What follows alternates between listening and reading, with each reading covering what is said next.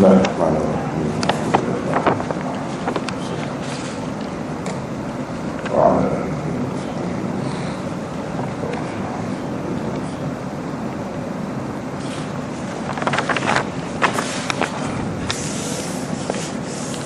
Perbincangan kita yang lepas rasanya sampai ke muka surat 33, 34. Di atasnya Abu Isa yang Imam Tirmidzi berkata,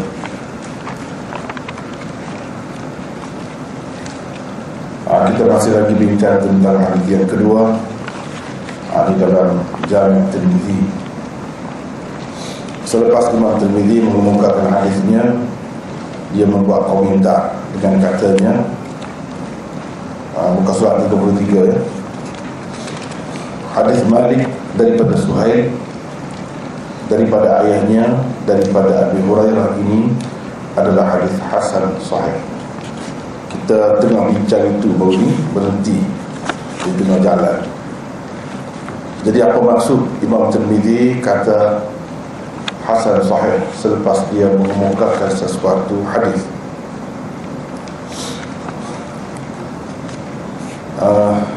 Baru ini kita telah bincangkan yang pertama dan yang kedua dan yang ketiga. Yang kedua iaitu sesetengah ulama mengatakan ini habis dah bincang tentang hadis tu, pengajaran hadis itu sudah berlalu. Kita sekarang ni nak bincang tentang keistimewaan Tirmidzi ataupun komentar yang dibuat oleh Imam Tirmidzi terhadap hadis dengan sanadnya yang telah dikemukakan sebelum ini. Kalau kita bertemu di dalam Sunan Tirmidzi ataupun Jami' Tirmidzi ini, di akhir hadisnya dia kata hadis ini hasan sahih, maka apa maksudnya? Sebelum ini kita telah bincangkan pendapat yang mengatakan hasan sahih itu sebenarnya ada dibuang di celahnya, di tengahnya satu haraf ataf, kata penghubung. Mungkin diandaikan waw. Hasan sahih maksudnya hasan wa sahih, hasan dan sahih. Satu.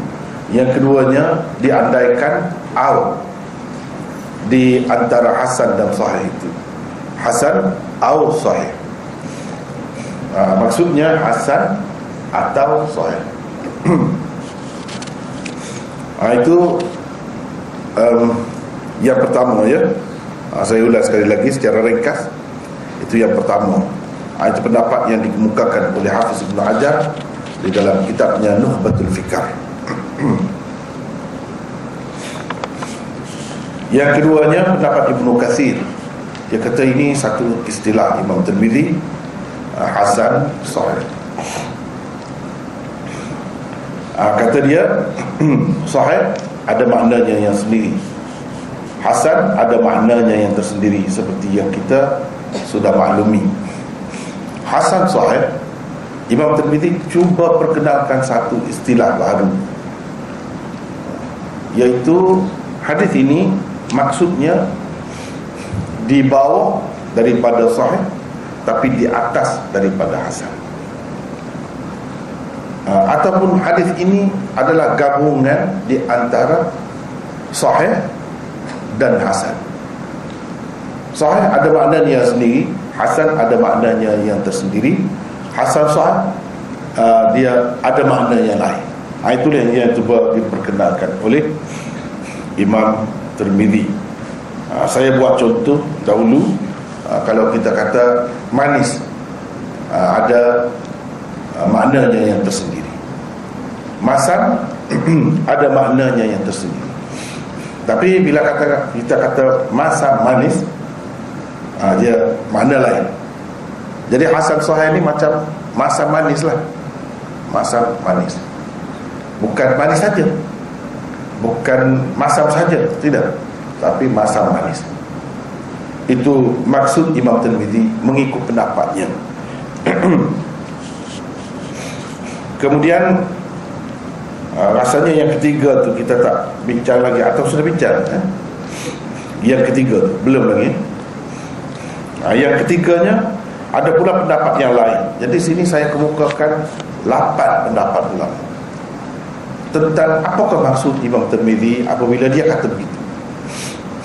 Sebab Imam Tirmizi sendiri tak kata dengan jelas maksud dia begini. Dia buat istilah baru, dia biarkan kepada orang untuk memutuskan sendiri. Adapun dia tak sebut dengan jelas maksud saya begini apabila saya kata begini. Kalau dia kata begitu senang, tidak didapati dalam mana-mana kitab Imam Tirmizi yang lain, atau dalam kitab ni dinyatakan maksudnya tu tak ada. Cuma dia serah kepada orang yang membaca kitab ni. Maka disitulah menyebabkan jadi perbezaan pendapat di antara ulama-ulama. Yang ketiganya, ada ulama yang berpendapat maksud hasan di dalam istilah Imam Tirmizi adalah hasan li dzati, dan sahih pula adalah sahih li ghairi. Bila Imam Tirmizi kata hasan sahih, maksudnya hadis ini bertaraf hasan li dzati, dan dari sudut yang lain dia bertaraf sahih li ghairi. Bukan sahih li dzati, tapi sahih li ghairi.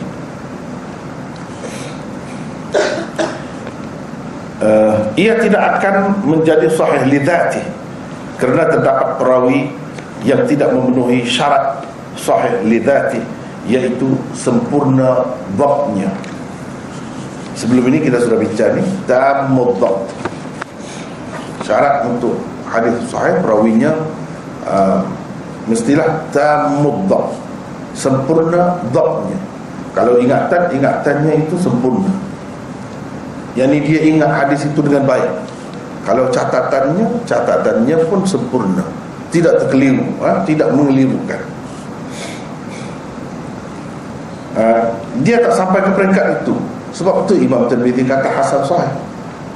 Dia tidak mengisyaratkan kepada sahih itu memang sahih, tapi sahih li ghairi, bukan sahih li dzati. Yang sahih di peringkat yang paling tinggi, bukan begitu.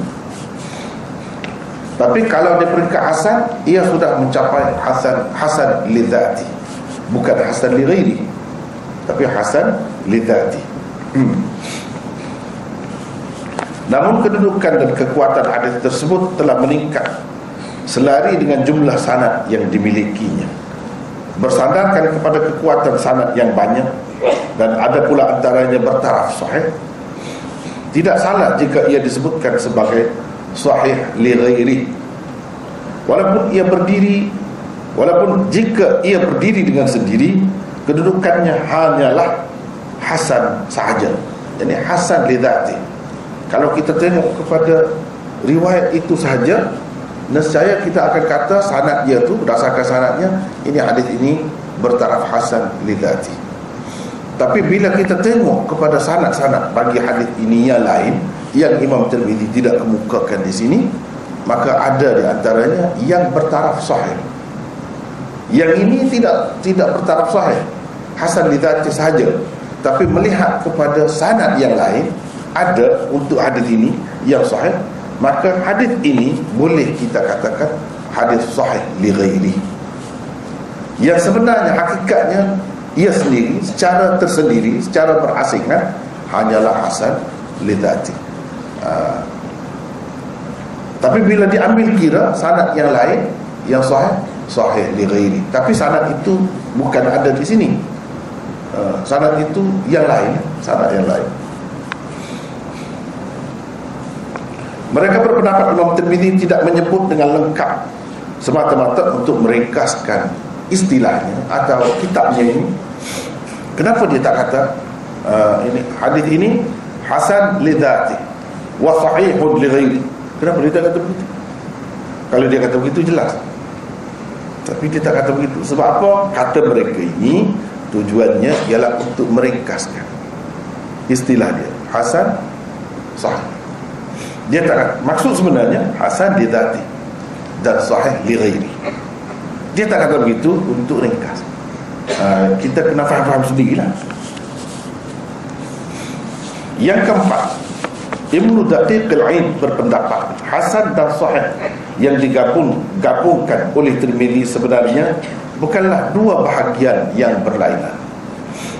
Ia hanya menyatakan kedudukan sesuatu hadis itu berada pada tarafnya yang paling tinggi dan paling rendah. Artinya kalau sesuatu hadis itu tidak dhaif, maka ia hasan. Dan kalau ia memenuhi syarat-syarat hadis paling tinggi, maka ia adalah hadis sahih. Jadi hadis itu kalau tidak dhaif, hasan. Itu peringkatnya yang paling rendah. Kalau peringkatnya yang paling tinggi, sahih. Jadi hasan sahih ini dia ada kedua-dua peringkat itu. Jadi itu Imam Tirmizi maksudkan. Pendapat Ibnu Daqiq al-Aid ini mungkin boleh diterima jika Imam Tirmizi memang memakai istilah seperti itu. Tetapi tidak pula diketahui beliau memakai istilah itu atau memperkenalkannya. Sekiranya diambil kira istilah yang umum dipakai di kalangan ulama hadis, nescaya pendapat yang dikemukakan oleh Ibnu Daqiq al-Aid itu akan tertolak terus. Dan kalau kita kata sahih, sahih lah. Macam mana nak jadi hasan pula? Kalau kita kata hasan, hasan lah. Dia tak akan jadi sahih. Mengikut istilah ulama-ulama hadis yang lain kebanyakannya. Macam mana pula macam ni? Ini pendapat dia lah. Pendapat dia sebab tak ada sebelum ni orang guna begini. Tak ada sebelum Imam Tirmizi orang yang guna macam ni istilah campur-campur gini. Walaupun baru dimulakan oleh Imam Tirmizi, tapi orang terima dengan baik. Orang tak tuduh dia, orang tak kecam dia, orang tak serang dia. Sebab apa? Sebab orang tahu kedudukan dia. Orang tahu siapa dia. Jadi kita lah kena pandai-pandai. Pandai-pandai. Nak kata dia ni tak betul, tersalah, tidak mungkin. Tidak mungkin. Dia mesti ada maksud dia. Orang-orang dulu memang gitu. Kalau orang sekarang ni, buku-buku dia nak jelas, nak terang, nak mudah. Orang dulu semakin kitab tu ibaratnya payah, susah nak faham, semakin tinggi nilai. Jadi sehingga bukan semua orang yang boleh faham. Itu makin tinggi lah nilai dia. Kalau budak-budak pun faham, jadi tak ada beza budak-budak dengan orang tua. Tak ada beza. Jadi tak ada nilai bagi mereka. Dengan sebab itu, nak memahami kitab-kitab ni, dia kena banyak ilmu yang lain. Kalau tidak, tak boleh faham. Tersalah boleh jadi. Besar kemungkinan, banyak sangatlah kita akan tersalah kalau kita tak cukup persediaan. Jadi persediaan itu dipanggil ilmu alat lah. Ilmu alat itu yang asas.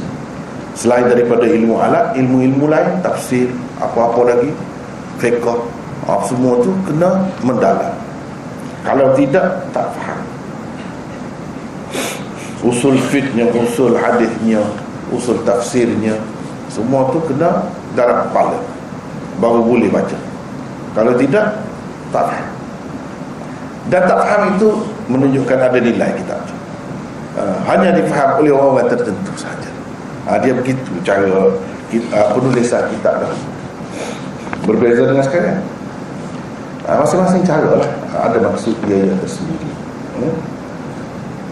Maksud dia yang tersendiri. Tak boleh kita kata menyalahkan satu sama lain, tak boleh. Yang ini pun ada kelebihan dia, yang itu pun ada kelebihan dia juga. Kalau kita cuba gabungkan kedua-duanya dan cuba memahami kelebihan masing-masing, jadi kita boleh pakai semua. Pakai semua.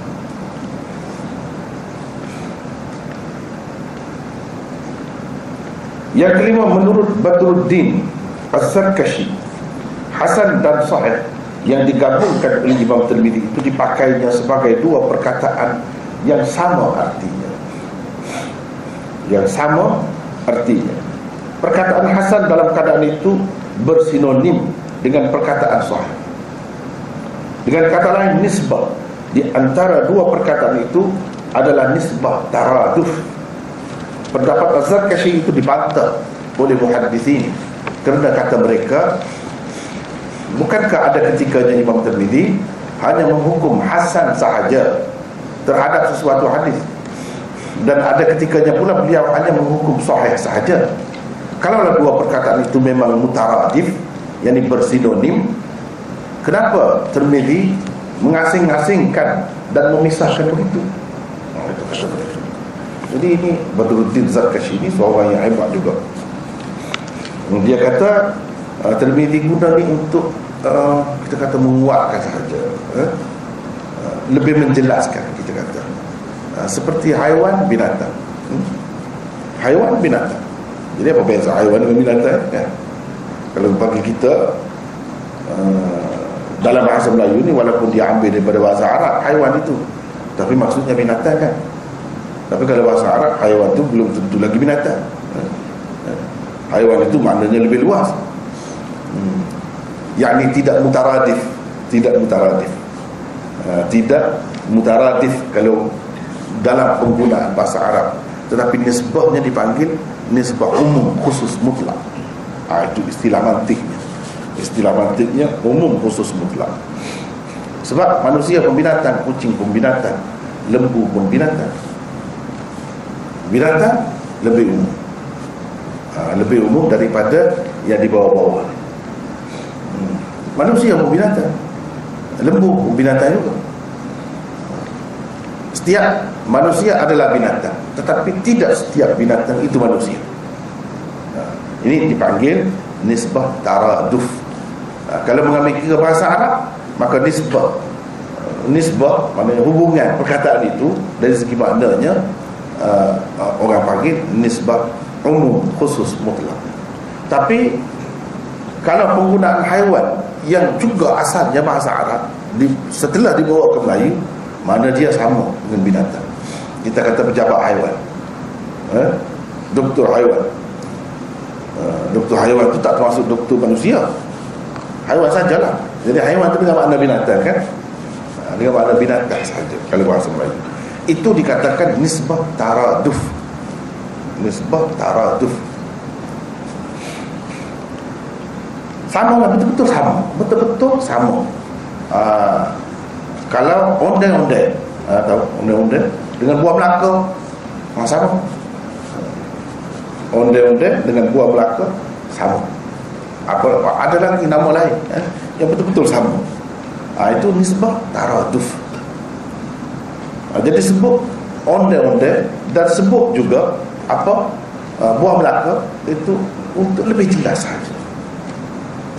Kepada yang tak faham onde-onde, dia faham buah Melaka. Kepada yang tak faham buah Melaka, dia faham onde-onde. Jadi dia akan faham benda itu. Tujuannya disebut kedua-dua. Jadi dia kata ini Imam Tirmidzi itu pun itu maksudnya. Padahal yang sebenarnya hasan dan sahih itu baginya sama saja, sama. Ini sebab Imam Tirmidzi buat berbeza daripada orang lain lah. Jadi dia cuba nak memecahkan kebuntuan tu, masalah tu. Kalau tidak, nescaya Imam Tirmidzi jadi pakai seperti orang lain. Kalau pakai seperti orang lain, sebut satu saja sudahlah. Ini kenapa sebut dua? Tapi ramai orang tak setuju lah. Dia kata begini, ini maksud Imam Tirmidzi. Ramai orang tak setuju. Sebab apa? Ada ketikanya Imam Tirmidzi sebut hadis ini hasan sahaja. Hasan. Dan kalau hasan dengan sahih itu sinonim, sama, sebutlah begitu sentiasa. Tapi dia tidak begitu. Ada kalanya dia sebut sahih sahaja, dia tak sebut hasan. Kenapa pula? Apa makna? Macam di sini dia sebut hasan sahih. Jadi kalau sama saja, kenapa buat jadi pecelaru saja? Lebih baik lagi guna seperti orang lain, satu istilah yang tetap. Yang keenam, Ibnu Salah berpendapat ia mengisyaratkan kepada dua sanad yang berbeza bagi sesuatu hadis yang dihukum begitu oleh Tirmidzi, dan taraf keduanya pula tidak sama. Tetapi bagaimana dengan hadis yang dikatakan Tirmidzi, hadza hadithun la na'rifuhu illa min hadzal wajh, Bermaksud ini adalah suatu hadis yang kami tidak ketahui melainkan melalui saluran riwayat ini. Dalam keadaan berkata begitu pun, bagaimana Imam Tirmidzi masih berkata hadza haditsun hasanun sahih. Hadis ini hasan sahih. Bagaimana? Dalam keadaan itu tidak ada pun dua sanad yang berbeza bagi hadis berkenaan. Jadi ini Ibnu Salah kata, sebenarnya bila Imam Tirmidzi kata hadis ini hasan sahih, dia nak isyaratkan kepada hadis ini ada dua sanad.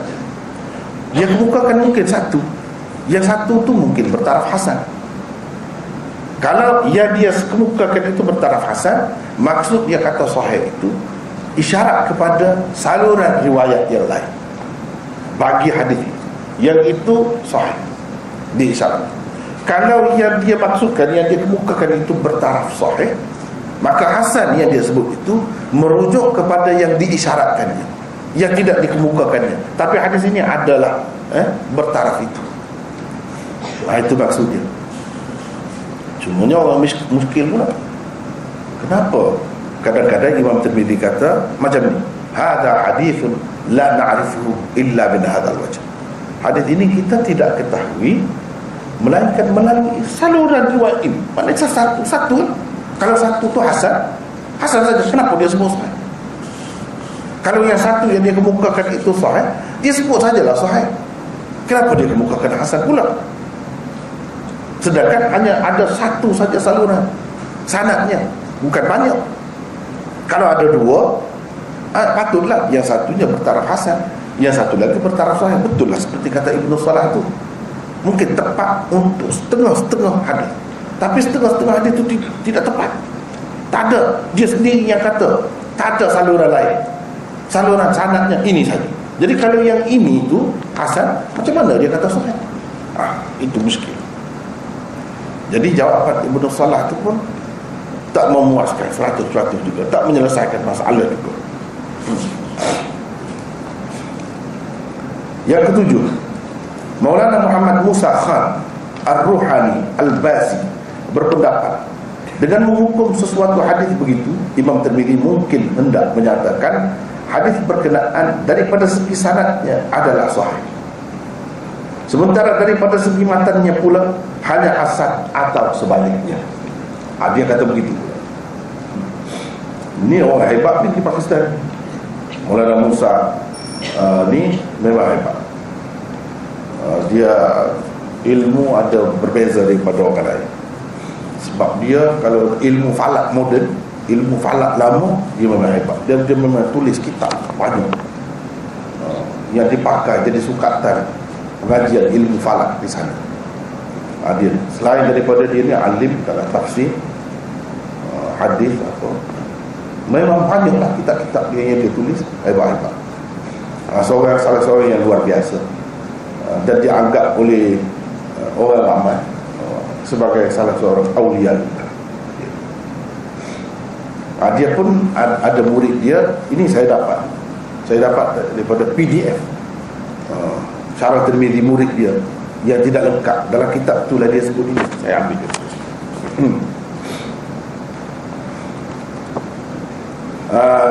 Dia kata Imam Tirmidzi nak isyarat kepada, kan dia ada dua bahagian hadis ini, satu matan, satu lagi sanad. Boleh jadi bila dia kata hasan sahih itu, dia nak mengisyaratkan kepada hadis ini sanadnya bertaraf hasan, tetapi matannya bertaraf sahih. Macam mana? Matannya bertaraf sahih. Sebab apa? Sebab kalau kita tengok berdasarkan saluran riwayat yang lain, sanadnya sahih. Matannya itu macam ni lah, betul-betul macam ni. Tapi dikatakan Imam Tirmidzi kata hasan itu melihat kepada sanad. Tapi matan itu sendiri kalau kita cari ada yang sanadnya sahih. Tapi yang Imam Tirmidzi kemuka ni bukan sahih sanadnya, hasan saja. Matan dia sahih. Atau sebaliknya, yakni Imam Tirmidzi mengisyaratkan kepada sanadnya sahih, tapi matannya tidak sahih, tidaklah setinggi itu, hanya bertaraf hasan sahaja. Hanya bertaraf hasan sahaja. kita nak tahu macam mana ini bertaraf sahih atau bertaraf hasan, kena tengoklah. Kena tengok hakikat matan dia. Hakikat matan dia. Mungkin juga beliau bermaksud, ini maksud yang kedua, mungkin juga beliau bermaksud menyatakan hadis berkenaan menurut ulama-ulama hadis yang lain bertaraf hasan, tetapi menurut beliau sendiri ia bertaraf sahih, atau sebaliknya. Boleh jadi juga dia maksud gitu. Ini orang yang sama kata. Boleh jadi juga Imam Tirmizi nak cerita yang dia kata hasan sahih itu hasan bagi saya hadis ini, bagi orang lain sahih. Atau sebaliknya, bagi orang lain hasan hadis ini, bagi saya tidak hasan, sahih. Mungkin Imam Tirmizi bermaksud begitu. Tapi mungkin saja dia pun tidak kata memang Imam Tirmizi maksud gitu. Dia tak kata begitu. Mungkin saja. Tetapi menurut beliau sendiri ia baiklah. Soalnya bagaimana kita dapat mengetahui, ini kemuskilan saya lah. Bila saya baca dia kata begitu, kita timbul kemuskilan. Inilah tak boleh selesai juga masalah. Soalnya bagaimana kita dapat mengetahui yang Imam Tirmizi maksudkan dengan hasan itu sanadnya, dan yang dimaksudkan dengan sahih itu ialah matannya. Macam mana kita dapat? Susah tu. Adakah Imam Tirmizi karang kitab dia ni nak bawa orang dalam lembah kesusahan? Bukan nak menyelesaikan masalah, tapi memeningkan lagi kepala. Itu kita kena cari sendiri. Dia bukan lagi kalau macam tu senang. Bukan dia nak menyenangkan orang, dia menyusahkan lagi. Bawa ke dalam kitab dia ni, kamu cari sendiri. Susah. Kamu pastikan sendiri yang mana satu yang saya maksudkan, matan dia ke hasan atau sanad dia yang hasan, matan dia ke yang sahih atau sanad dia yang sahih. Yang mana satu Imam Tirmizi maksudkan yang sebenarnya? Susah tu kita nak tahu tu.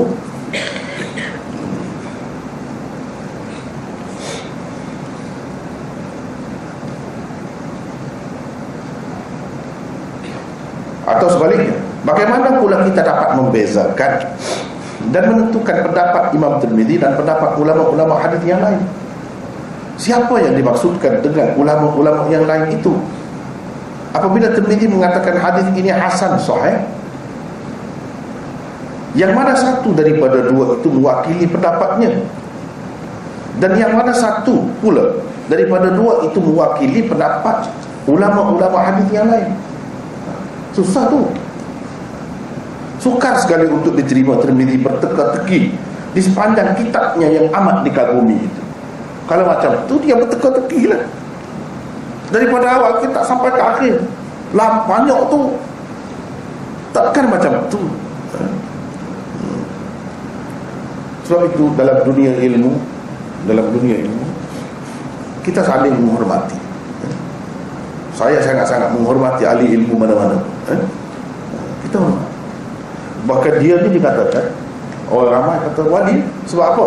Dalam kitab tu sendiri, kitab, cuma saya tak sebut sini, tak apalah, saya tak sebut dalam ni, disebut kubur dia tu, bila dia meninggal dunia, kubur dia 2 bulan bawang. Pengarang anak murid dia sendiri, dia pergi ambil tanah, dia bawa balik kubur dia 2 bulan, kata dia bawa lagi. Pelik. Jadi bagi orang ramai, orang kata wali lah kan, orang macam tu kan.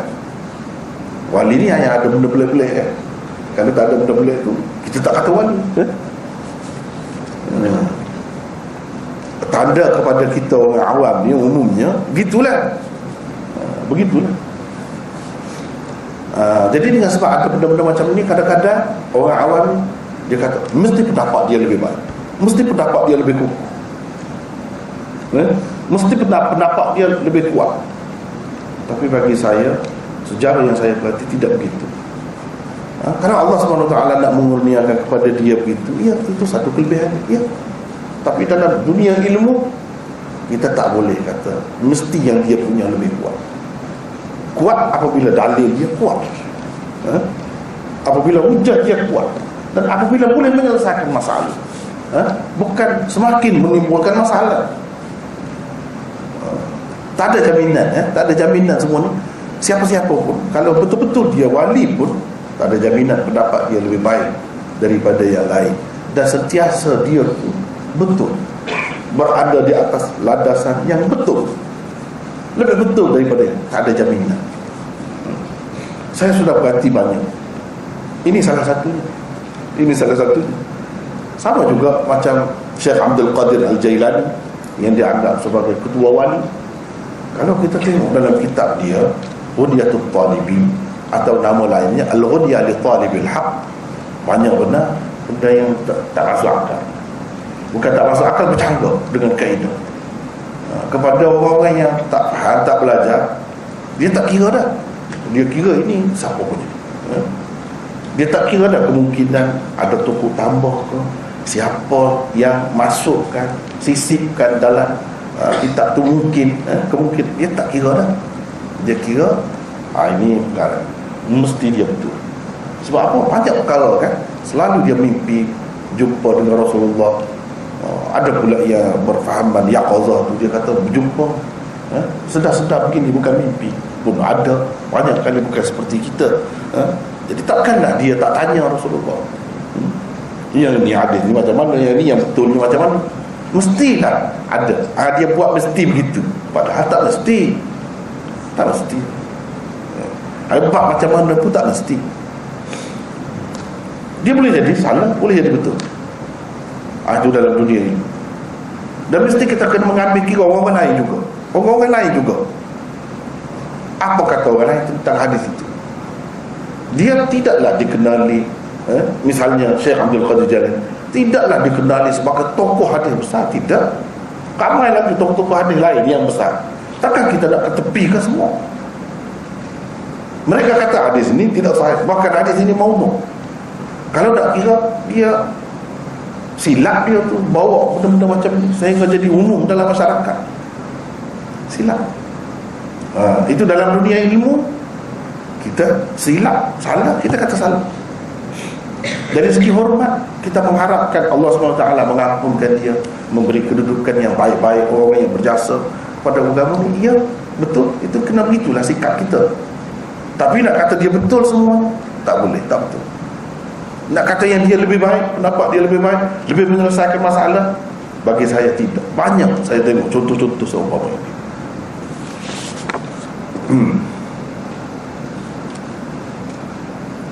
Sama juga orang kadang-kadang dia kata kalau keturunan Rasulullah lebih baik, mesti betul. Itu silap.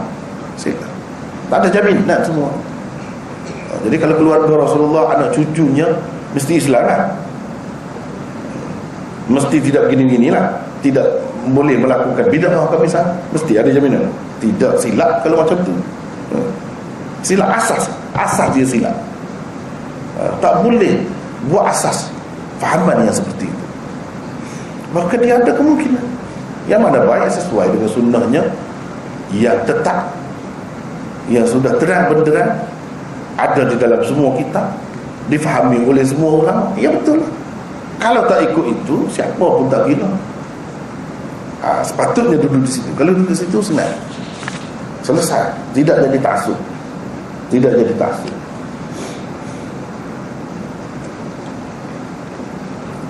Yang ke-8, walaupun berbagai-bagai pendapat dan pandangan telah diberikan oleh para muhaddithin berkenaan dengan perkara ini, penulis tetap berpendapat istilah hasan sahih merupakan suatu istilah baru oleh Imam Tirmidzi. Saya sendiri mengatakan ini istilah baru. Memang betul, itu istilah baru. Tetapi dengan tepat, tak berani nak kata juga. Dengan tepat. Cuma seperti orang lain, boleh jadi begini, boleh jadi. Ia mempunyai maksud yang tersendiri. Penjelasan yang lebih mendalam tentangnya boleh didapati di dalam Kitabul Ilal di akhir Jami' Tirmidzi. Di dalamnya Imam Tirmidzi menyebutkan begini tentang istilah hasan dia tu, kita kena faham. Setakat mana yang ada dia sebut, kena ambil kira. Kalau tak ada sebut, nak buat macam mana? Kalau dia ada sebut, kena ambil kira. Dia ada sebut di dalam Kitabul Ilalnya. Kitabul Ilal ni kitab yang berasingan sebenarnya, tapi dia ada kaitan rapat dengan Tirmizi. Ada kaitan rapat dengan Tirmizi. Dengan sebab itu kalau kita belajar seperti macam saya lah yang belajar di Pakistan, memang kita belajar berguru juga Kitabul Ilal itu. Jadi bukan Jami' Tirmizi sahaja baca dengan guru, tapi Kitabul Ilal itu pun baca dengan berguru juga. Dia sebut apa? Wa ma dzakarna fi hadzal kitab hadithun hasan fa inna ma aradna bihi husna isnadihi. Indana kullu hadithin yurwa la yakunu fi isnadihi man yuttahamu bil kadhib wa la yakunu al hadith shadhan wa yurwa min ghairi wajhin nahwa dhalik fa huwa indana hadithun hasan. Itu katanya di dalam Kitabul Ilal. Bermaksud apa yang kami sebut di dalam kitab ini, maksud kitab ini yakni kitab Jami' Tirmizi. Sebab itu Kitabul Ilal dengan Jami' Tirmizi dia rapat, dia ada kena-mengena. Sebagai hadis hasan, sebenarnya kami maksudkan elok isnadnya. Elok isnadnya di sisi kami, iaitu setiap hadis boleh kita baca husna isnadihi indana. Boleh juga kita berhenti situ. Boleh juga kita baca begini, fa inna ma aradna bihi husna isnadihi, berhenti, titik. Indana itu khabar muqaddam. Boleh juga. Kalau macam tadi tidak khabar muqaddam. Jadi boleh kita titik di situ. Kita kata maksud kami maksudkan elok isnadnya, titik di situ. Di sisi kami, jadi di itu kalau Melayu itu di huruf besar lah, kira-kiranya. Kalau macam itu bermakna kita pakai indana itu sebagai khabar muqaddam. Khabar muqaddam. Kullu hadithin itu jadi mubtada muakhar dari segi i'rabnya. Itulah jadi boleh kedua-duanya boleh. Tetapi yang di sini kita titik tu selepas di sisi kami. Kullu hadithin yurwa ini itu jadi kullu hadithin jadi mubtada. Jadi mubtada, bukan mubtada muakhar. Itu dari segi i'rabnya lah, dari segi nahwu. Tak salah kita faham begitu pun tak salah, begini pun tak salah. Sebab kita Arab ni dia tak ada titik. Sebenarnya kita lama ni, bahasa Arab lama ni tak ada nuktah, tak ada koma, tak ada nuktah bertindih, tak ada pembuka kata, penutup kata, semua tak ada. Semua ni dia bergantung kepada kaedah. Kaedahnya apa? Macam kita kata tadi, ini khabar muqaddam. Kenapa khabar muqaddam tu macam mana? Jadi kalau kita baca, kita berhenti di situ. Fa inna ma aradna bihi husna isnadihi. Betul. Indana kul gitu. Cara baca tu. Daripada cara baca tu kita tahu ini sebagai apa, ini sebagai apa. Setiap hadis yang diriwayatkan dalam keadaan tidak ada di dalam isnadnya orang yang dituduh dusta, hadis itu pula bukan syadz dan maknanya diriwayatkan bukan melalui satu saluran riwayat sahaja, maka itulah hadis hasan di sisi kami. Imam Tirmizi kata. Jadi kena ambil kira yang dia kata tu apa hasan dia.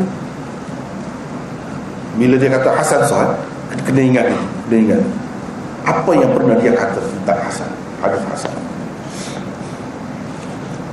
Di sinilah letaknya perbezaan di antara pengertian hasan di sisi Imam Tirmizi dan hasan di sisi ulama hadis yang lain.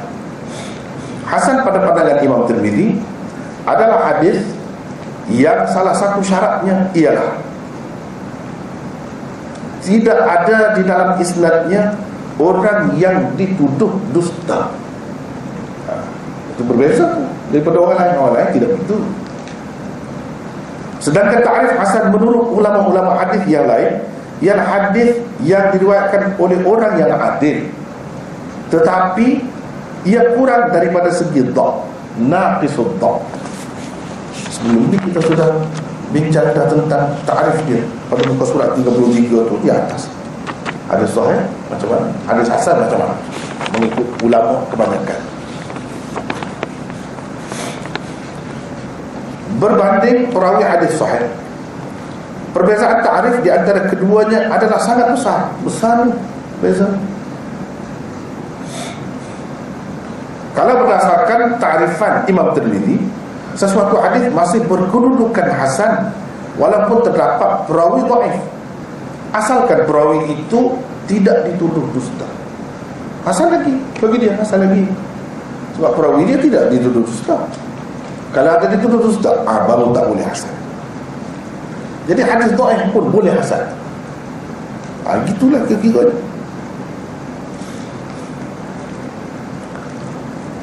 Selain hadis itu tidak syadz dan maknanya tidak diriwayatkan melalui satu saluran riwayat sahaja, itu syarat. Tidak syadz. Syadz ini kita sudah faham dah. Syadz ini istilah hadis juga, bukan syadz mengikut bahasa Arab tu. Tidak. Sebab itu dalam kitab-kitab selalu dia sebut mengikut bahasanya begini, mengikut istilahnya begini. Jangan kita pakai mengikut bahasa sini. Ini bukan bahasa Arab. Bahasa Arab mana syadz, mana ganjil lah. Yang nadir. Ini bukan. Ini hadis yang sahih juga, diriwayatkan oleh perawi yang sahih juga, tetapi perawi dia tu seorang saja. Yang dia tu bercanggah dengan perawi hadis sahih yang lain, ramai lagi. Mungkin bercanggah tu semua sekali, mungkin bercanggah tu pada satu perkataan sahaja yang menyebabkan jadi maknanya berbeza. Jadi hadis itu dipanggil hadis syadz, walaupun sahih juga. Kalau nak kira dari segi sanad sahih, hakikatnya hadis macam ni dhaif juga.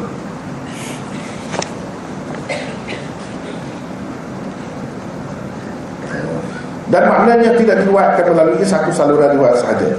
Hadis yang pada asalnya dhaif, apabila mencukupi syarat di atas, akan dinilai hasan jika turuknya banyak. Jika turuknya banyak, makna dia lebih kurang dekat-dekat sama. Jadi walaupun tiap-tiap satu daripadanya itu dhaif, Imam Tirmidzi kata hasan, melihat kepada banyak turuknya, yakni saluran riwayatnya, saluran sanadnya banyak, dan benda yang diceritakan itu lebih kurang sama maknanya, walaupun lafaznya tak sama. Yang macam tu Imam Tirmidzi kata hasan. Orang lain kata tak hasan, dhaif. Macam mana-mana walaupun banyak salurannya, berbeza-beza sanadnya, tapi kalau tiap-tiap satu itu dhaif semua. Dhaif semua. Tiap-tiap satu pun dhaif. Gabungan semuanya pun dhaif juga. Dhaif juga. Tidak jadi hasan. Tidak jadi hasan. Kalau selagi tidak ada hanya sekurang-kurangnya satu hadis hasan. Kalau ada hadis yang kandungan macam tu, dia jadi hasan li ghairi. Dia jadi hasan li ghairi. Tidak hasan li dzati. Yang dia jadi hasan li ghairi. Yang hasan li dzatinya, yang hasan itulah yang bertaraf hasan. Itulah yang dikatakan hasan. Adapun yang lain-lain yang dhaif ni dikatakan hasan li ghairi. Itu mengikut istilah ulama-ulama hadis yang ramai-ramai ini, yang kebanyakannya itulah. Tapi Imam Tirmidzi kata tidak, ini hasan. Ini bermakna taraf hadis hasan Imam Tirmidzi lebih rendah daripada taraf hadis hasan yang diterima oleh ulama-ulama hadis yang lain. Jadi pendarafan itu Imam Tirmidzi ni lebih rendah sebenarnya. Lebih rendah. Bila Imam Tirmidzi kata hasan, jangan terpedaya. Sebab itulah ulama-ulama seperti Imam Zahabi dan lain-lain lagi dalam kitab mereka masing-masing, ini jadi satu ungkapan yang perlu diingat apabila baca Tirmidzi. Apa dia mereka kata? La taqtarru bi tahsin Tirmidzi. Jangan kamu terpedaya dengan Tirmidzi menghukum sesuatu hadis itu sebagai hasan. Jangan. Boleh jadi hadis itu dhaif. Jangan. Tengok dulu orang lain kata hasan ke tidak. Kalau orang lain kata hasan, ya boleh. Kalau dia saja kata hasan, nanti dulu. Jangan terpedaya.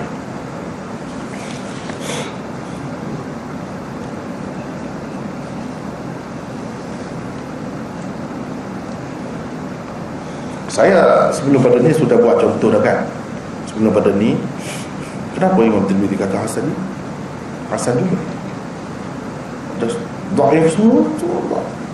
Tapi banyak saluran ni kan, cerita tu sama, lebih kurang sama makna dia. Imam Tirmidzi kata hasan. Kenapa begitu? Sebab banyak sesuatu hadis ini walaupun dhaif, apabila banyak dia jadi kuat.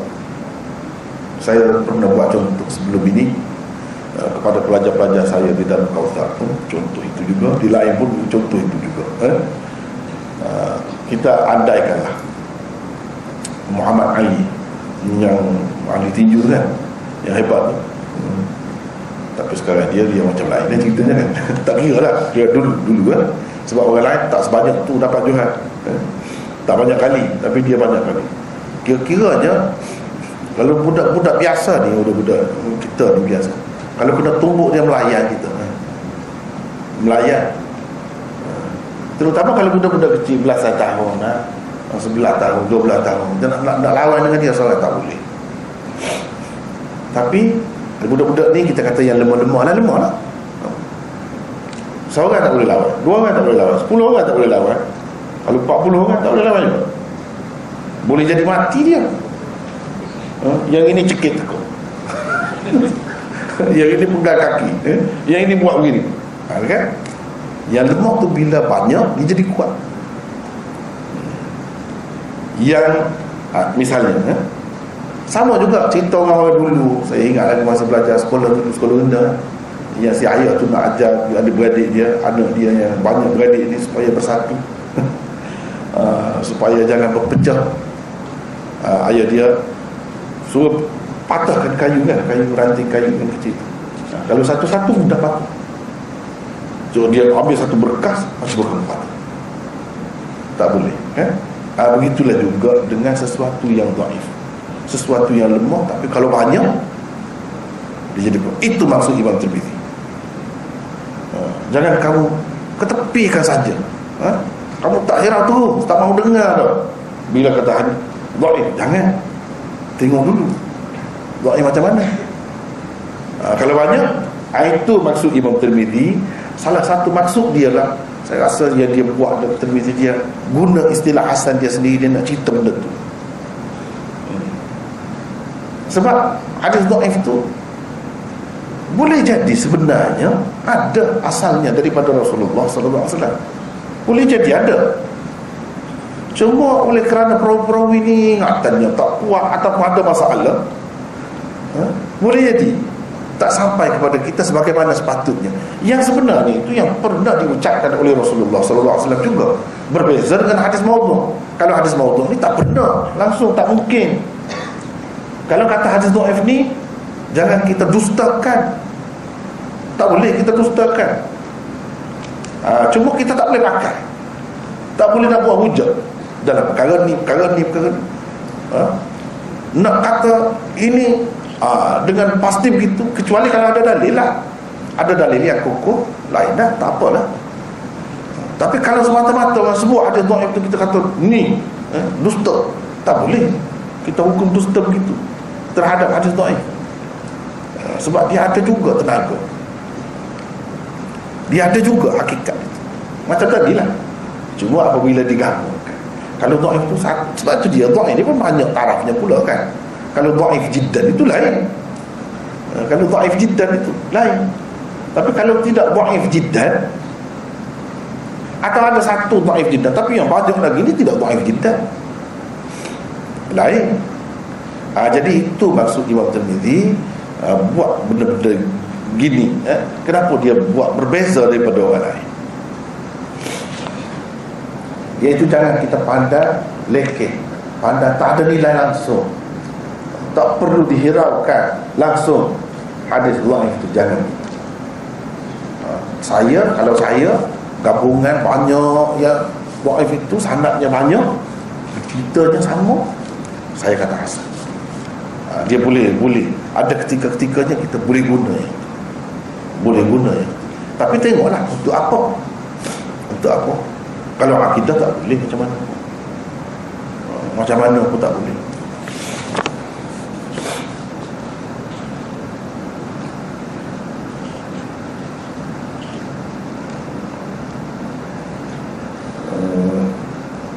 Baiklah.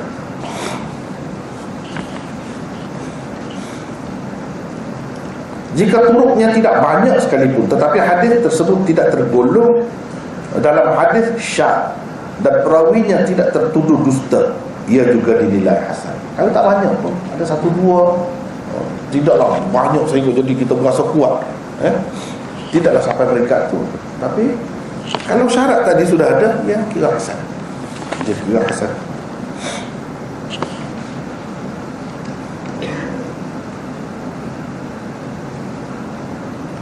Ini bermakna taraf hadis hasan Imam Tirmizi lebih rendah daripada taraf yang diterima oleh orang lain.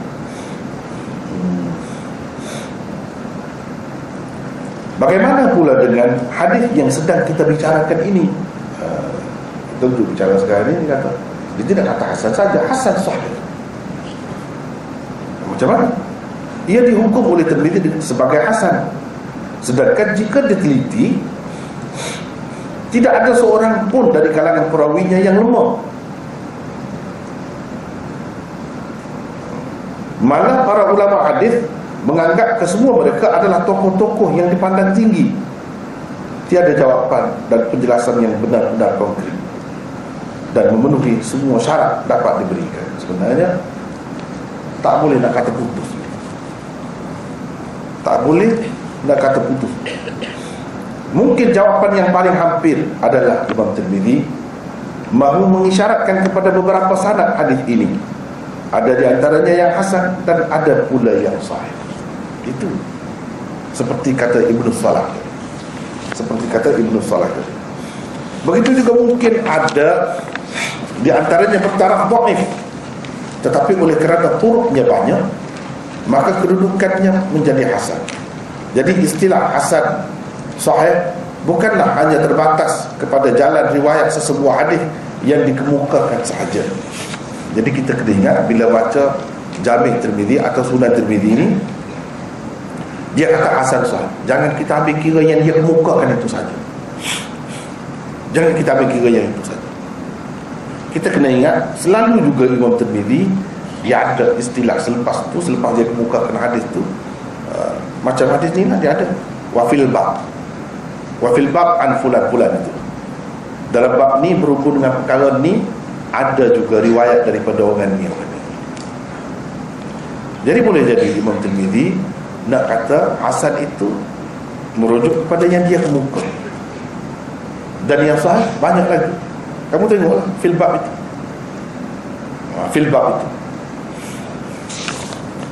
Ataupun sebaliknya yang Imam Tirmizi hasan sahih itu, yang sahih itu yang dia kemukakan. Kita nak tahu macam mana? Tengoklah perawi dia tu. Perawi hadis sahih ke atau hadis hasan? Kalau perawi hadis sahih, kita katalah hadis itu sahih. Jadi yang hasan tu bukan itu lah, bukan yang itu, yang lain. Yang lain itu di mana?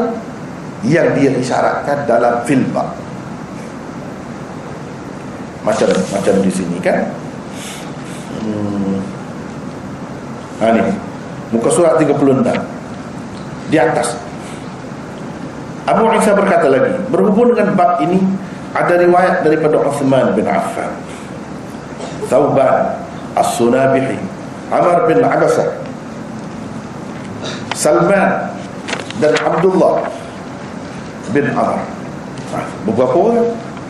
Itulah yang dikatakan fil bab, riwayat fil bab yang diisyaratkan oleh Tirmizi.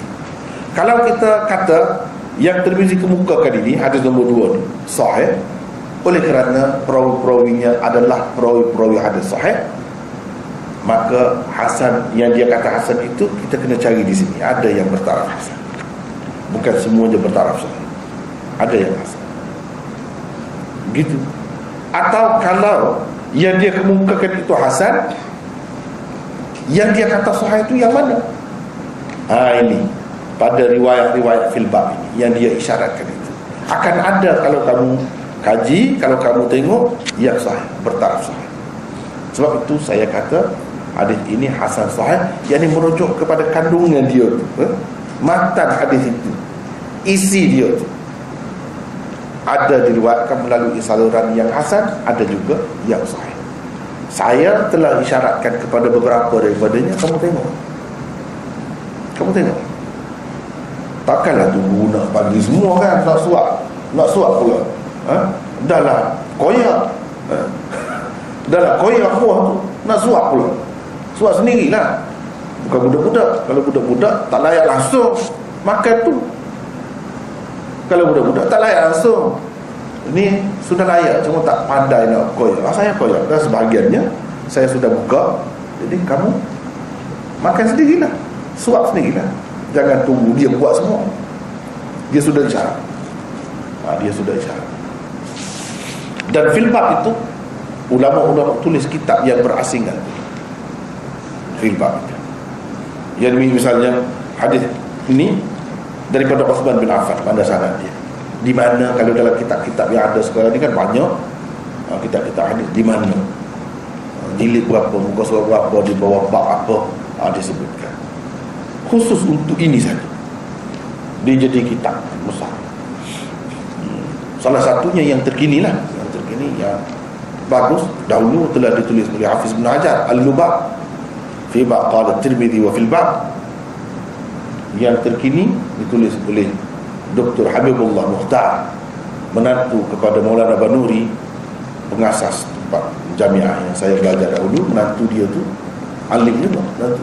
Dia buat kitab namanya Kashfun Niqab amma qala Tirmidzi wa fil bab. Kitab itu 5 jilid. 5 jilid itu bahas ini saja, bukan bahas hadis. Tak, bahas ini saja. Nak ceritanya ini tarafnya apa? Hasan ke? Atau sahih ke? Atau dhaif ke? Baru kita nampak yang Imam Tirmidzi kata hadis ini hasan sahih itu apa maksudnya. Baru kita nampak bila baca kitab itu.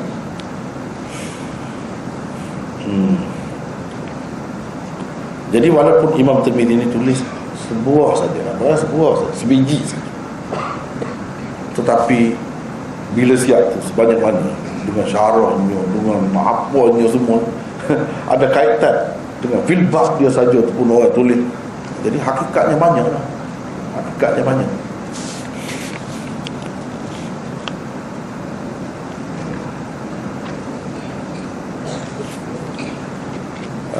Tetapi oleh kerana turutnya banyak, maka kedudukannya menjadi hasan. Jadi istilah hasan sahih bukanlah hanya terbatas kepada jalan riwayat sesebuah hadis yang dikemukakannya sahaja. Kena ingat itu. Jadi kalau Imam Tirmidzi ni di bawah bab ni dia kemukakan satu hadis ni sanad ni satu. Jangan kita ingat bila dia kata hasan sahih itu hasan untuk sanad itu yang sama, sahih itu pun untuk sanad yang sama. Bukan begitu. Silap kalau kata begitu. Tapi kita kena mikir tadi. Yang dia kata hasan itu boleh jadi yang dikemukakan, boleh jadi juga yang tidak dikemukakan. Itu nak dapat itu yang mana, di mana? Kena cari fil bab ini. Yang dia isyarat ini hadis Sauban, ini hadis Uthman bin Affan, ini hadis As-Sunabihi. Kena tengok situ, baru kita dapat yang dia sebut hasan sahih.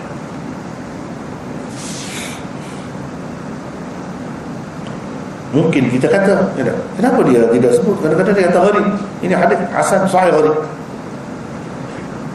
Sebab memang ini hadis ni ada juga yang dhaif. Gharib itu dengan makna dhaif. Kenapa dia tak sebut?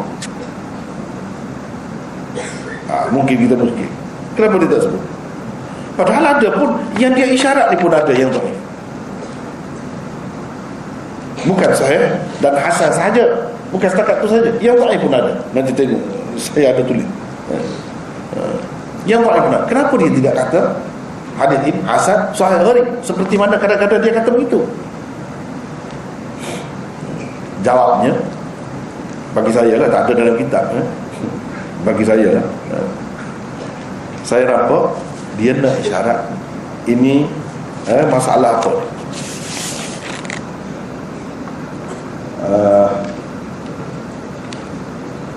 Ini masalah ni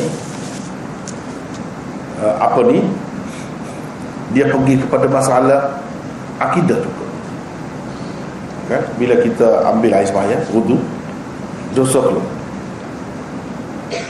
apa faedahnya untuk hukum kalau cerita dosa tu keluar? Apa yang kita faham? Kita nak percaya ke kita tidak nak percaya? Kalau kita dengar saja cerita tu, kalau kita nak dengar saja cerita tu, kita nak percaya ke tidak nak percaya? Kalau dalam bab percaya ni, dia kena hadis tu tinggi, tak boleh yang dhaif. Kalau dhaif ada tu sebut saja ya, sebagai sokongan gitu. Yang sebenarnya yang dia kehendakinya yang sahih dia. Mana yang sahih itu? Nah, sebab itulah ulama-ulama hadis kan, dia hadis yang sahih boleh dijadi landasan ataupun asas kepada akidah itu. Kebanyakan ulama hadis faham gitu. Dia tidak semesti syaratnya sampai ke peringkat mutawatir. Tidak syarat. Sahih saja. Tidak mutawatir pun. Sebab macam cerita ni. Baik, kalau kita nak tunggu mutawatir, jadi apa kesannya kepada kita? Jadi cerita ni kita nak dengar, kita nak faham macam mana? Kita nak guna macam mana? Kita nak percaya ke tidak? Untuk sampai ke peringkat percaya tu dia kena macam mana? Sekurang-kurangnya sahih. Sekurang-kurangnya sahih. Apalagi kalau Imam Tirmizi dia kata hasan, yang dhaif pun hasan juga kan. Yang dhaif pun hasan juga kalau banyak salurannya. Itu tak boleh. Kalau dalam bab akidah untuk percaya benda tadi, dia mesti kena ada yang sahih. Yang dhaif tu tak sebut pun tak apa. Sebab bukan kita nak bergantung dengan dia. Nak bergantung dengan dia pun tak boleh. Nak bergantung dengan dia pun tak boleh. Kita kena bergantung dengan yang sahih. Kena bergantung dengan yang sahih. Jadi yang sahihnya ada. Itulah Imam Tirmizi kata hasan sahih ada. Bolehlah kalau kita nak buat pegangan. Tidak kata benda ni untuk amalan saja, amalan saja. Amalan pun dah dapat kelebihan. Kelebihan tu tidakkah dia berkait dengan kepercayaan? Dia berkait dengan kepercayaan juga. Kita dapat kelebihan ini, bersih kita, jadi suci jiwa kita. Itu ada kena-mengena dengan keyakinan, akidah juga tu. Sebab itulah dia tak sebut yang dhaif. Sebab yang dhaif tak boleh dibuat alasan. Tak boleh dibuat alasan untuk akidah itu.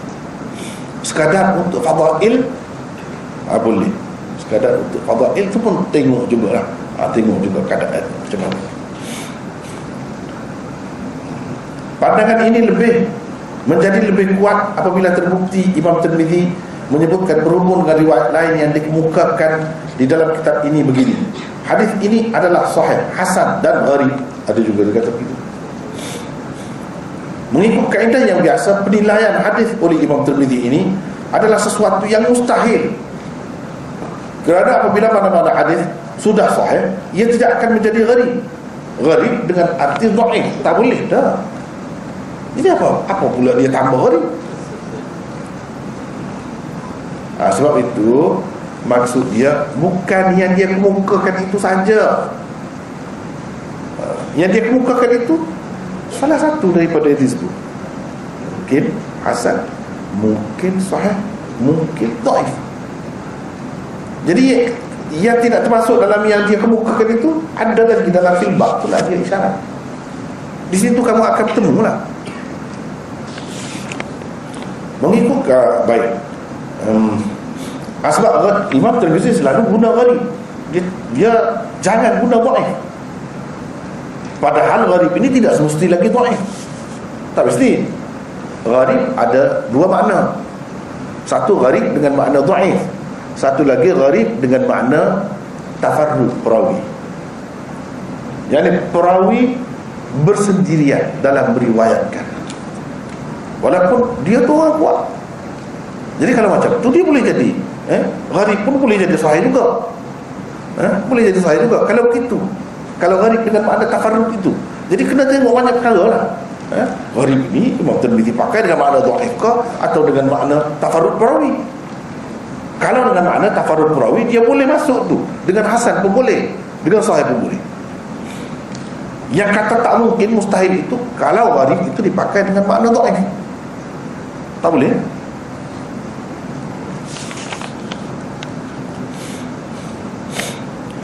Begitu juga sebaliknya. Kata-kata Imam Tirmizi itu memang dimaksudkan dengan hadis yang diisyaratkannya di dalam filba yang kita sebut tadi. Tiada lagi penjelasan lain yang lebih meyakinkan. Kalau bagi saya itulah yang paling baik dalam banyak-banyak. Walaupun ada ketikanya yang disebut tadi oleh ulama-ulama tertentu tadi dalam rapat pendapat, kita boleh pakai pada tempat-tempat tertentu. Tapi nak kata setiap kali jumpa ini mesti pakai itu, tak boleh. Tak sesuai. Cuba perhatikan 8 pendapat ini letak di hadapan setiap kali bertemu. Jangan ketepikan mana-mana satu. Tapi bagi saya kebanyakannya bila Imam Tirmizi kata begini, maka salah satu yang dia sebut itu maksudnya yang dia kemukakan.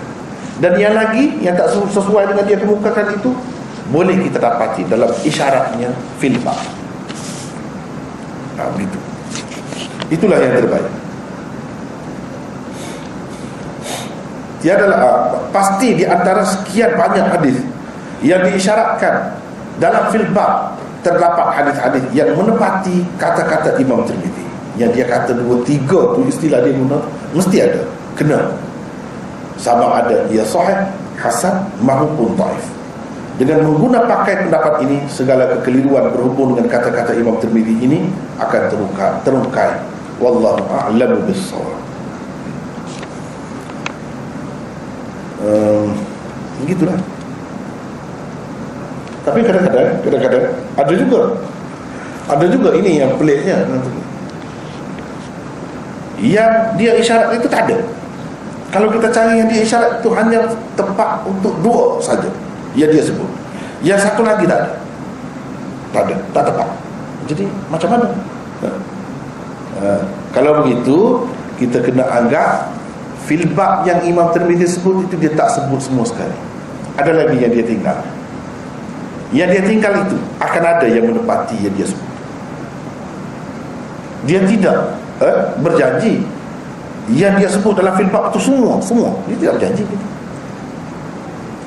Cuma sebahagian besar atau yang terpenting daripada dia sebutkan. Mungkin ada yang dia tidak sebutkan itu, dia isyaratkan juga kepada yang itu. Sebab apa? Sebab ada ketikanya bila dia kata begini, hanya tepat untuk 2 istilah saja. Misalnya sahih dan hasan sahaja. Yang gharib itu mana? Tak ada. Kita bila kaji dalam fil bab itu, tak ada yang menepati gharib yang dia kata. Tapi dia sudah kata. Kita kena cari lagi. Akan jumpa. Itulah cara dia. Tapi biasanya yang dia sebut tak akan ada lah. Akan ada.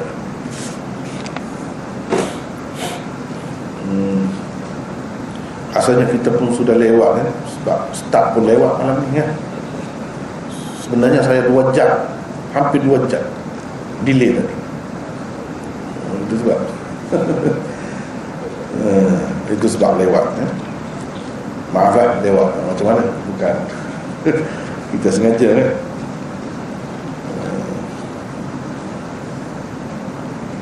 Jadi rasanya untuk malam ni hanya setakat itulah. Kalau kita pergi lagi pun tak habis juga. Setakat itu. Allah. Subhanallah.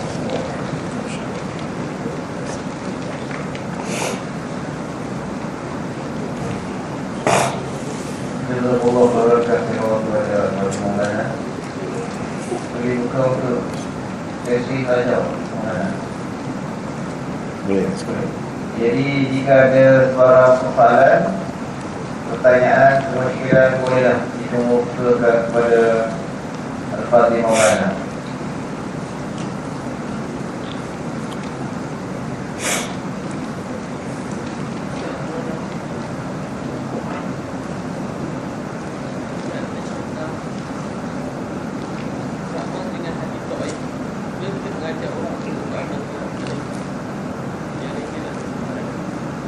Macam mana? Sekali lagi. Boleh ke mengajak orang untuk beramal dengan hadis dhaif? Bagi saya lah, Kalau ada yang sahih, untuk apa kita yang dhaif? Utamakan yang sahih dulu. Yang hasan ada kan, kita utamakan yang itu. Kalau tak ada, dan benda tu perlulah ada kena-mengena dengan kita. Yang adanya yang dhaif, yang adanya yang dhaif, boleh kita nak pakai untuk doa misalnya, lafaz doa apa-apa boleh, dan nak mengajar itu pun boleh juga, tidak salah. Tapi kita seharusnya membudayakan hadis sahih untuk amal, untuk guna dalam masyarakat, disebar luaskan dalam masyarakat. Yang itu sepatutnya, tidak terus memperbanyakkan yang dhaif ni, sebab susah kemudiannya, susah. Bila dhaif dia banyaklah, kita yang belajar hadis ni kita tahulah apa ni dhaif ni, apa ciri-ciri dia. Banyak benda-benda yang boleh membawa masalah kemudian. Jadi lebih baik kita tak guna lagi, selagi kita tak perlu sangat. Dalam keadaan banyak lagi yang sahih, kita gunakanlah yang sahih dan ajarkanlah yang sahih. Jangan diajar yang dhaif, terutamanya kalau dhaif jiddan. Tapi malangnya dalam masyarakat kita ni terlalu banyak benda begini kan. Sebab sistem pengajian hadis dia tu, dia pakai campur semua, campur bau. Tangkap muat je. Gitu. Ada. Ya.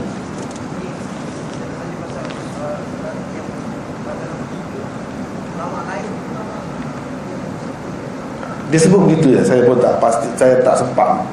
Sebenarnya saya tulis-tulis ya. Bila nak lari gitu ya. Sebab itu banyak tak ada rujukan, kecuali saya rasa perlu sangat ya, baru saya masukkan rujukan. Sebab nak cepat kan. Benda ni bila jadi buku nanti, insya-Allah lah kita banyak kali lagi kita baiki ya. Kena perkemaskan. Ini sepintas lalu cepat-cepat ni macam yang besok tu. Tadi Selasa akhir baru siap saya buat. Selasa akhir baru siap. Kadang-kadang siapa tak tidur nak siap ni, kalau tidak macam mana. Jadi kena itulah. Kalau kita cari, insya-Allah akan jumpa. Cumanya dalam sebuah dua buku yang saya rujuk tu disebut begitu saja. Jadi kita pakai itu dulu.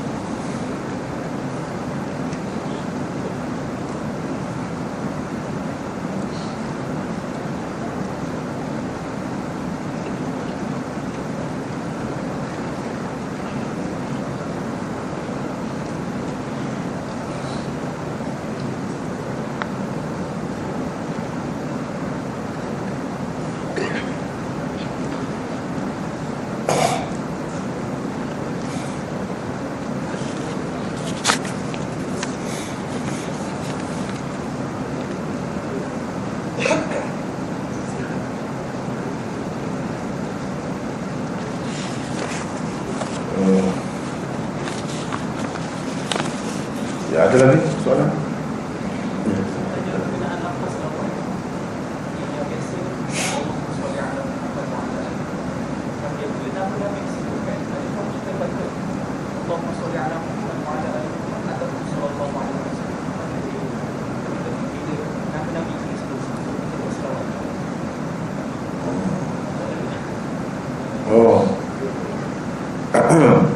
Dia sebenarnya lebih kurang, mana dia sama kan, cumanya mungkin lafaz dia tu berbeza. Allahumma salli itu macam doa kan,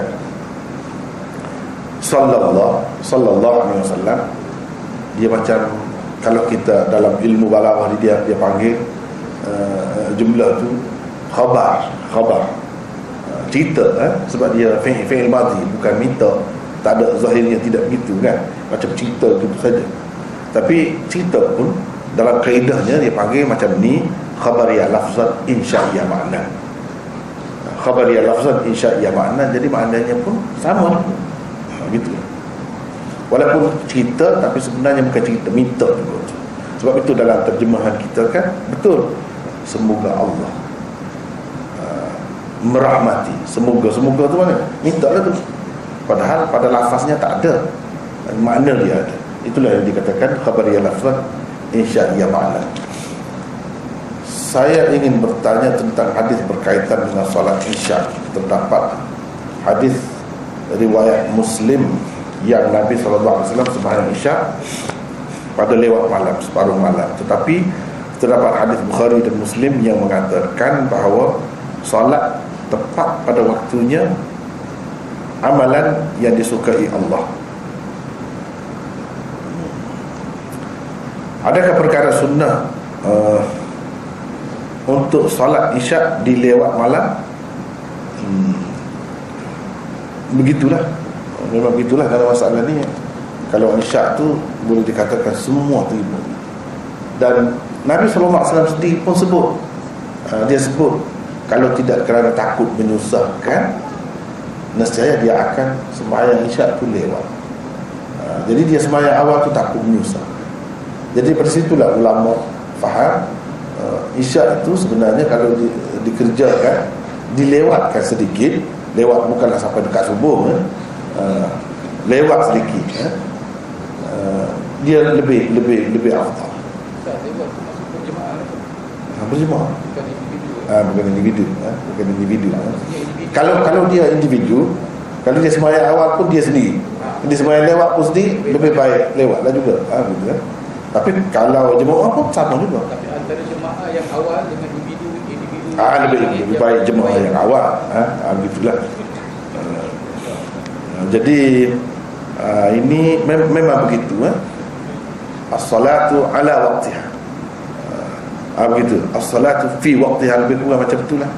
Itu maksudnya pada waktunya, yakni waktu yang diajar oleh Nabi sallallahu alaihi wasallam lah, yang kita dapat daripada dia lah.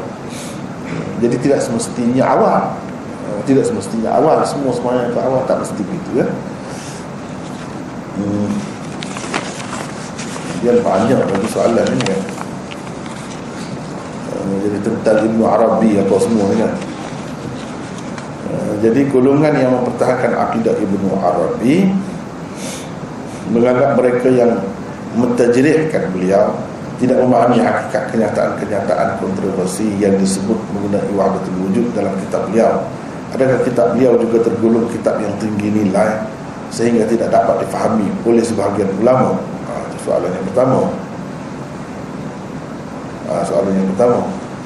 Jadi memanglah begitu, kitab ni seperti yang kita sebut tadi, kalau keadaannya memang begitu, kerana tinggi dia tu jadi susah nak faham, kita tak cukup persediaan apa, tak apalah kalau begitu. Tapi kalau masalahnya tidak begitu, zahirnya itu terlalu bercanggah dengan hadis-hadis, dengan akidah umat Islam yang jelas, tak boleh, kita tak boleh kata tak faham macam tu, jelas sangat tu. Jadi dengan sebab itu kita yang senang tak usah pakai lah, senang. Kalau nak cuba juga, kena ikut cara dia lah, apa ni istilah-istilah dia, apa semua tu, kena tahu jugalah, kena tahu. Mungkin banyak kalau kita boleh selesai tanpa kita mengatakan dia betul-betul tersalah di situ. Tapi kalau yang memang jelas sangat, tak boleh, kita tak boleh maafkan dan tak boleh terima lah, tak boleh diamalkan. Sebab kalau nak kata tak faham macam mana? Ya, orang yang faham tu pun dia faham gitu juga lah. Dia faham gitu juga. Kalau macam tu habis. Jadi berkenaan dengan Ibn Arabi ni, yang sebenarnya kita tak payah pakai, tak payah disebarkan umum, tak payah. untuk kajian, untuk mungkin mengubah selera kita, baca, buat kajian perbandingan, itu lain. Saya sendiri pun ada kitab dia, saya pernah lihat kitab dia. Dia sampai lukis surga neraka. Dalam orang sufi ni banyak pelik-pelik, dia lukis gambar Allah pun ada. Jadi kalau sampai macam tu tak boleh, tak boleh diterima macam mana pun. Yang kedua, saya selalu mendengar seorang pendakwah terkenal di Malaysia merumuskan persoalan mengenai amalan-amalan kontroversi dalam masyarakat, bahawa tiada hadis yang menyuruh dan tiada hadis yang melarang. Adakah kaedah begini dalam mengharuskan amalan dalam masyarakat? Adakah kaedah begini dalam mengharuskan sesuatu amalan dalam masyarakat? Tak boleh begitu, tak boleh. Kaedah itu tak betul. Dan terutamanya dalam masalah ibadat ini, kita kena tawakuf dulu, kena ada dalil baru boleh kita amalkan. Dan kita mesti kena tengok sahabat-sahabat dulu, kenapa dia keras sangat. Dalam benda-benda macam ni, kita kata benda kecil sangat, benda ni tak ada pun Nabi suruh atau Nabi larang, tapi kenapa dia faham begitu, dia keras sangat. Ini menunjukkan tak boleh lah main-main. Mesti kena ada dalil, mesti kena ada hujah. Jadi alasan begini boleh, akibat dia besar tu. Banyak perkara akan jadi orang masing-masing buat lah. Bila begitu tak terkawal. Jadi rasanya sekadar itulah dulu untuk malam ni. InsyaAllah kita sambung di lain ketika yang lain-lain. Allah.